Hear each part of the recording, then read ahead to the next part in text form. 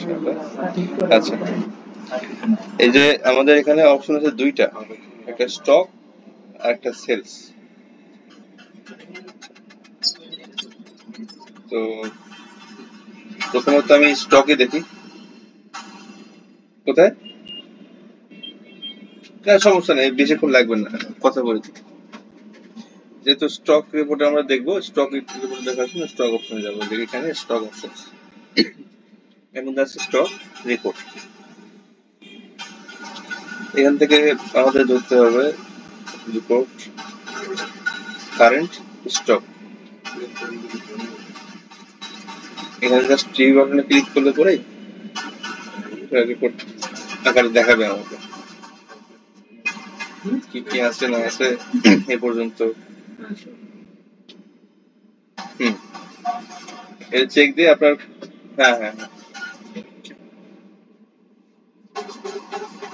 আচ্ছা আচ্ছা আচ্ছা আচ্ছা। তা সেটা হোক, আমি এটা এই জিনিসটা এখানেও নিচ্ছি একটু, এই যে আপনার এই পাশেও নিচ্ছি, দুই পাশে রাখছি। আমি এক পাশে একটু সেলস দিব, আরেক পাশে স্টক রিপোর্ট দেখে দেখে সেলস দেবো যে কি বিক্রি করছেন আর কি সেটা। আচ্ছা, এই তো স্টক রিপোর্ট এভাবে দেখা যায়, এটুকু দেখতে পারলেন। এখান থেকে আমরা কিন্তু আবার প্রিন্ট করতে পারবো এটা যদি চাই। হ্যাঁ হ্যাঁ হ্যাঁ। আচ্ছা, এবার সেলস করবো আমরা একটা পণ্য, হ্যাঁ, দেখি কেমনে সেলস করা হয়। আপনার কি কি সেলস জানি ছিল ভাইয়া? হ্যাঁ, মিক্সার এখানে টাইকনের আর একটা সেলস, তাই না? আচ্ছা, সেলস করতে আমাদের দুইটা কাজ করতে হয়। আর আরেকটা জিনিস বলে রাখি যে যখন সেলস করবেন, মানে আপনার বিক্রি তো আজকে করছেন মনে করেন, আজকের মধ্যেই চেষ্টা করবেন একটা ইনপুট দেওয়ার সফটওয়্যারের মধ্যে, খুব ভালো হয়। দেরি করলে ঝামেলা, তথ্য কত ভুল হয়, অনেক সমস্যা হয়। তো সেলস করার আপনাকে দুইটা কাজ করতে হয়, একটা কাস্টমার অর্ডার, একটা সেলস ইনভয়েস। ঠিক আছে, তো আপনি প্রথমে কাস্টমার অর্ডারে যাবেন। কাস্টমার অর্ডারে গিয়ে আপনি যেখানে একটা বাটন আছে প্লাস, সবুজ ব্যাকগ্রাউন্ডের মধ্যে সাদা প্লাস, এইখানে ক্লিক করলাম, দেখেন একটা টেবিল আসছে, বলছে কাস্টমার সিলেক্ট, কাস্টমার সিলেক্ট। এখান থেকে ধরে এনজিও দিয়ে দিলাম, এনজিও কাস্টমার। এবার কাস্টমারের নাম কি, নাম কাস্টমারের, ধরেন গ্রাইন্ডারটা বিক্রি করবেন, কি নাম দিব?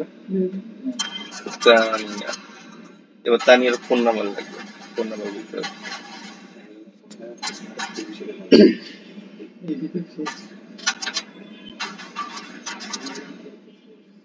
না পরে তো চেঞ্জ করতে পারবেন না, তাহলে থাক, সমস্যা নেই। বলো তখন যদি পারেন নাম্বারটা বলতে পারেন।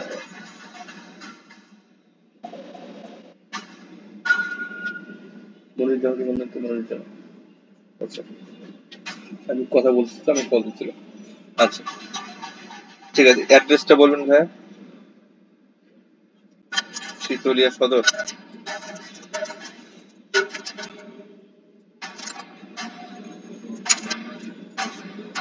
আচ্ছা, শীতলিয়া লিখলাম, আর কিছু লিখবো, আর কিছু লেখা লাগবে নাকি?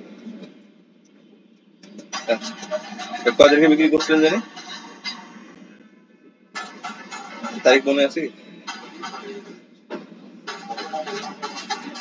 আচ্ছা, ধরেন ধরেন 25, 26 বা 28 তারিখ দিলাম, হ্যাঁ? আচ্ছা, এবার কি পণ্য বিক্রি করছেন? মিক্সার গ্রাইন্ডার তাই করে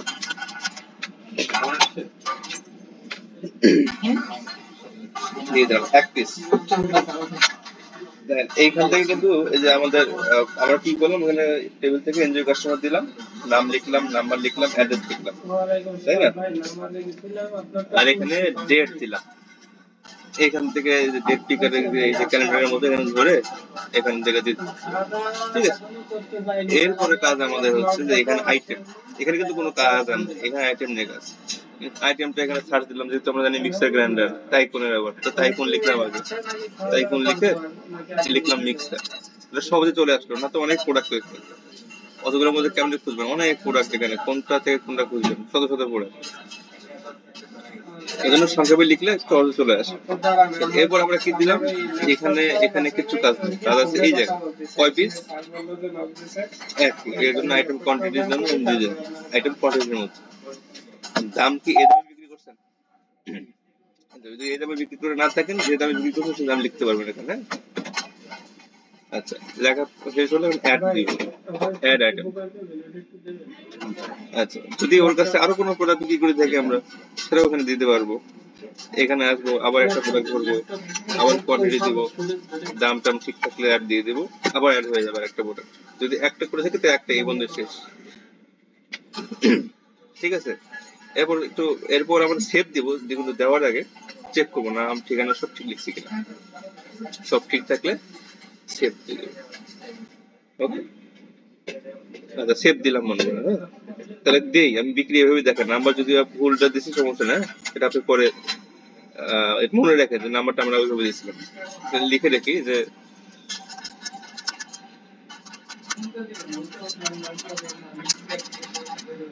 নাম্বার কি পাওয়া যাবে, তানিয়ার নাম্বারটা। হুম,